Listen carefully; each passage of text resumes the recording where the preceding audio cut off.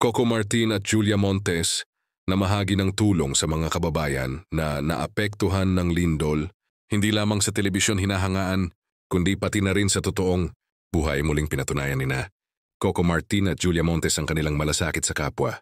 Matapos ang malakas na pagyanig sa ilang bahagi ng Cebu at Leyte, agad na kumilos ang dalawa upang maghatid ng tulong sa mga pamilyang labis na naapektuhan. Ayon sa mga ulat, personal na nagpaabot sina Coco at Julia ng relief goods gaya ng bigas, tubig, canned goods at iba pang pangunahing pangangailangan. Hindi rin nila nakalimutang magbigay ng tulong pinansyal para sa mga nawala ng tirahan.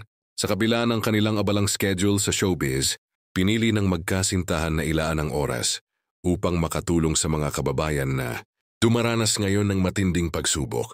Ayon sa source ay ayaw umano tong ipaalam sa publiko sa kagustuhan ng dalawa na tahimik lamang sa pamimigay ng kanilang tulong. Marami ang humanga at nagpasalamat sa kanilang ginawa. Komento ng isang netizen, hindi lang sila bida sa teleserye, kundi tunay na bayani sa totoong buhay. Patuloy namang umaasa ang publiko na mas marami pang artista ang susunod sa halimbawa nina Coco at Julia ang paggamit ng kanilang kasikatan para magbigay ng inspirasyon at pag-asa